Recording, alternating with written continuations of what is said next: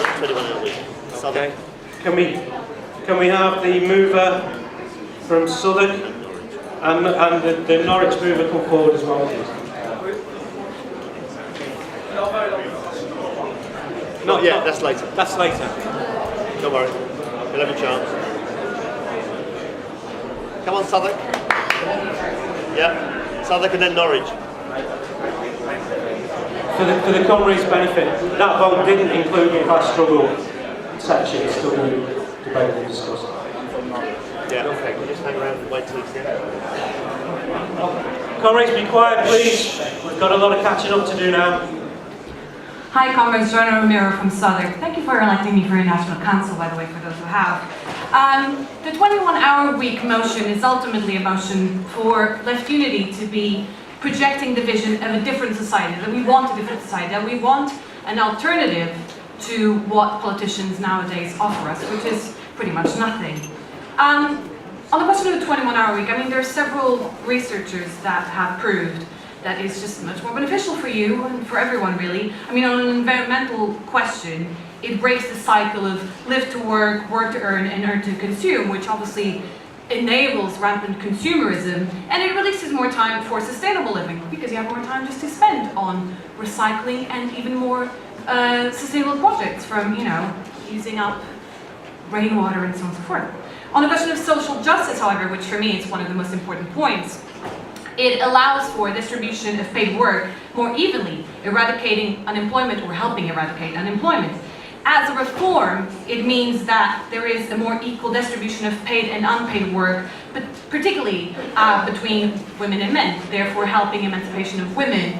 And you know, it allows the economy on a perhaps smaller scale to grow not just from our work, which is perhaps the less pleasurable side of things, but also from pleasure stuff that you like to do, from gardening to blogging to dog walking to, you know, I'm sure you can name other stuff that you're into.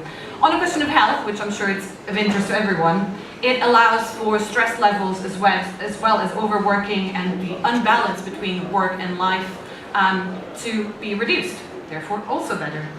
In sum, we are proposing a transition to a 21-hour week with no loss of pay, which I think should also be reiterated, because we don't want the 21-hour week to come at the cost of people's jobs, livelihoods, and so on and so forth.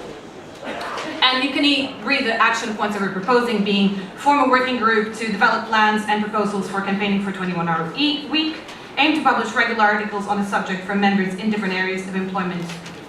And last but not least, if I can find it, write to unions, professional bodies, academics, and campaign for a shorter week. In sum, this is not about the revolution coming tomorrow, I'm aware of that handicap, but it is about embettering everyone's lives, irrespective of gender, race, ability, and helping eradicate hierarchies and privilege. Thank you.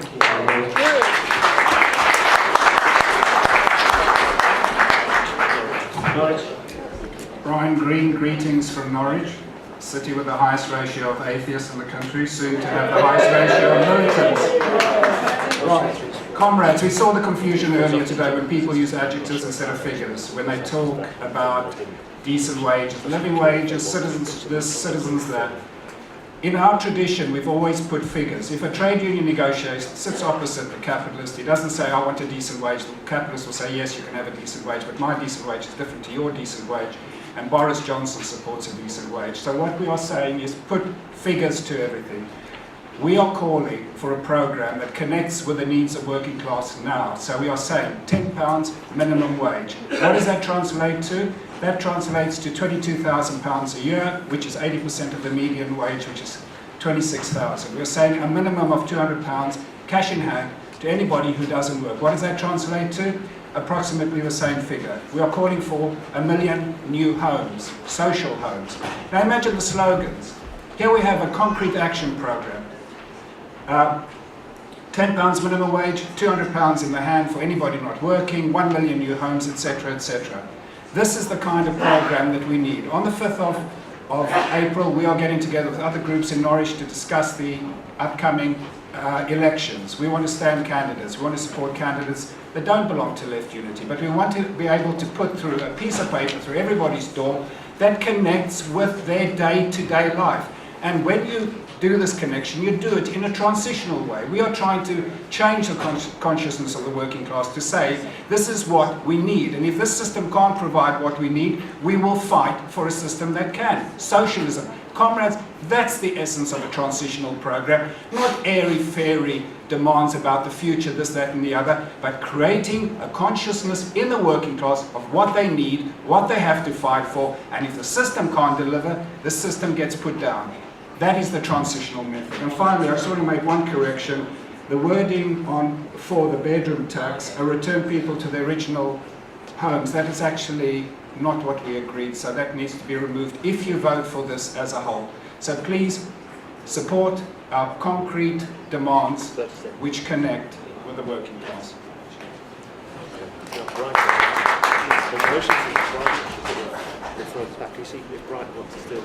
I understand Brighton want to refer this back. Is there still... Does anyone from Brighton want to refer it back? Anyone from Brighton? No? Okay, thank you. Right, so motion to consider the withdrawal or moving forward. Motion 3, because the economic policy document was accepted, that's effectively part of it. Can I ask West London to move formally? Thank you. Excellent, excellent. Motion 5 from Manchester, please. There's an amendment to it. Can you do the page number? Oh, the amendment to Sheffield. Okay, good. Well, okay. This one. Oh, okay. To make life easier, we'll withdraw motion 3. Oh, fabulous. Withdraw. That's Okay. marvellous. Thank you, comrade. I love you for that. People are very good. Good. Okay, motion 5 from 0 Manchester. hours. Oh, the comrades withdrawn the motion, motion 3. So this is motion 5 from Manchester, as amended by Oxford on 0 hours contracts. Helps if you give the page number, I think.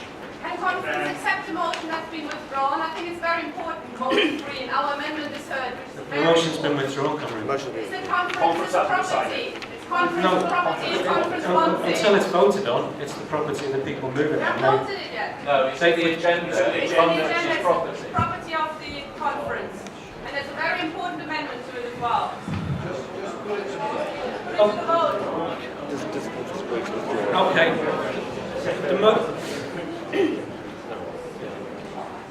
It's their motion.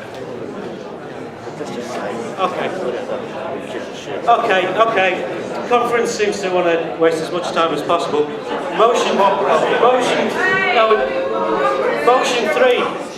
Motion 3 will take away the democratic right of that group to withdraw their motion if they want to, and we'll put it to the vote. Property of the conference.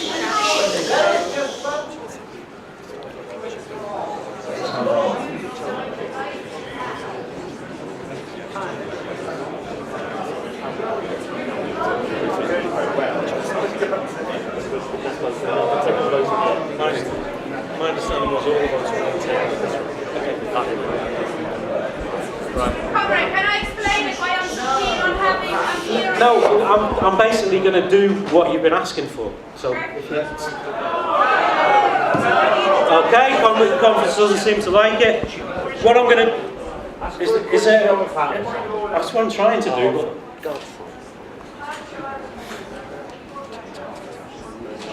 it's a point of order, comrade. Point of order, yeah. Okay.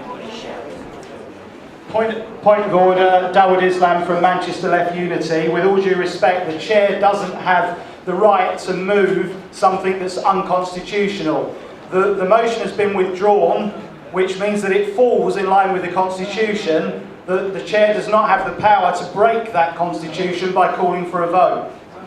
It's on the agenda. Sit down, please, comrade. It's on the The agenda. point. Sit down, please, It's been comrade. discussed in our branch. Comrade, sit down, please. Here. Sit down, please. A point of order has been moved.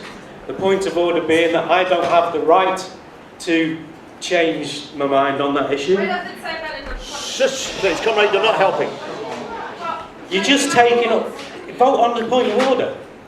Okay. So the point of order is that I have to allow West London to withdraw if they want to, which they did.